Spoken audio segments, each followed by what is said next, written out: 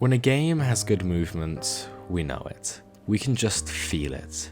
Often, games with stellar movement are built around that fact, both in terms of their design and their marketing. But how and why does it feel good?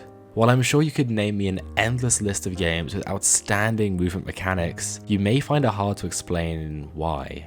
In this video, I hope to give you more insight into why movement can feel good, and the ways in which developers can and have implemented movement mechanics in some of your favorite games.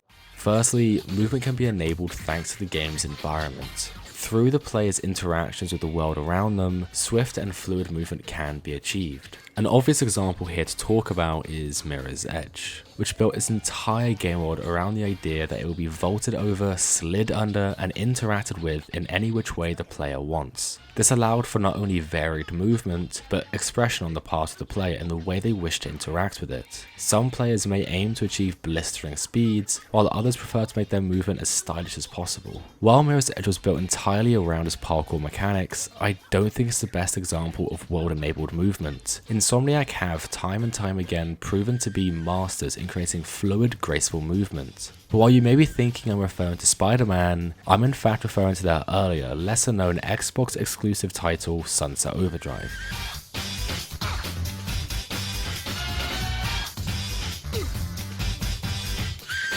Sunset Overdrive is one of the largest, most expressive movement-focused sandboxes in recent memory. Practically everything in the world is interactable in some way. Every wall, pole, and wire is at the player's disposal as they traverse the open world. While the player may be limited to only a slow roll while grounded, it's the world that presents the opportunities to the player. You are not only able to, but incentivized to chain together different movement-based interactables, thanks to the game's combo meter, which punishes players for landing on the ground. This creates an intense game of the floor is lava as you attempt to cross Sunset City in the most stylish way possible, all the while blowing energy drink filled zombies into puddles on the ground below. Every aspect of Sunset Overdrive aims to take advantage of the meticulously crafted open world full of movement opportunities. From its movement oriented boss fights to the parkour challenges, the game provides an endlessly enjoyable movement experience. This is what makes playing it so fun, being rewarded for not only killing massive hordes of zombies, but being able to do so while tethering together a variety of different movements and looking good while doing it.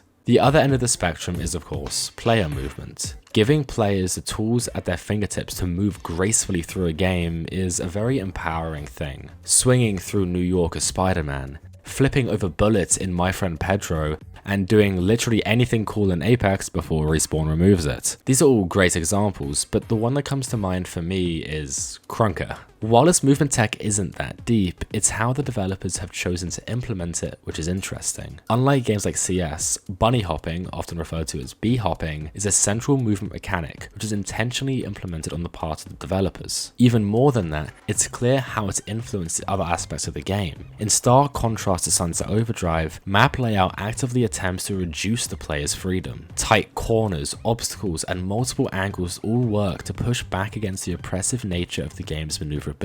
However, this isn't in an attempt to decentivize its usage, but instead to act as an extra level of difficulty for the player to overcome. This creates a skill-based environment, where the mechanics at the player's disposal are constantly challenged by the map design itself. Bee hopping and other skill-based techs such as slide hopping and wall jumping all feel good because the player is in complete control. They require skill to pull off and therefore feel good to successfully complete. Another great example of player-enabled movement can be seen in Risk of Rain 2. While the player initially lacks much in the way of movement, bar their class abilities, they have incredible potential when it comes to the speeds they can achieve. With items such as the Hapoo's feather, wax quails, and goat hooves, the theoretical movement is unlimited. This once again puts the control back in the player's hands, but more than that, their movement potential is earned. They have, in simple terms, unlocked their fast and fluid movement, making it feel all the more sweet. While the world itself has very little impact on player movement, its large open spaces facilitate its ridiculous speeds possible. Unlike Krunker, which actively challenges the player's movement, Risk of Rain instead takes a step back and releases the player into the world untethered, and it feels great. Of course, both world-enabled and player-enabled movement feels great when done successfully, but what about when the two collide?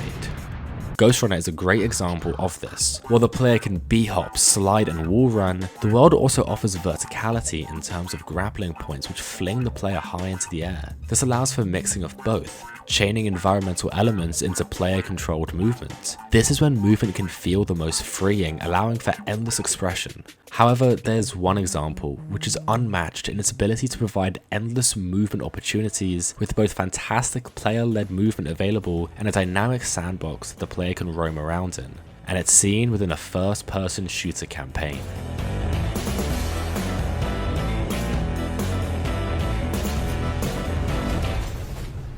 Over the years, the Titanfall 2 campaign has seen an endless amount of praise, mostly stemming from the mission titled Effect and Cause. But that's not the mission I want to talk about in this video. Instead, I want to draw your attention to an earlier mission called Into the Abyss. The mission takes place within a house building facility, and for almost all of the mission, your Titan BT isn't around. Instead, you have the graceful kit of a pilot to play around in, and it is glorious. Every movement ability under the sun is within their reach. Double jumps, wall runs, slides, b-hops, you name it. It works well in multiplayer, allowing for large vertical maps which can be crossed within seconds, but it works even better in this mission. You travel along the assembly line of houses as they're being built, with continuous enemy encounters along the way. Initially, you are just on a flat slab, lacking any movement opportunities or cover from fire. However, as the houses get built, so do your opportunities. Walls to run along, tables to slide behind, windows to jump out of. You get to grips with the movement mechanics slowly as the world itself literally gets built around you. This ultimately culminates in a large open area, built with multiple of these houses you've just been interacting with all mission.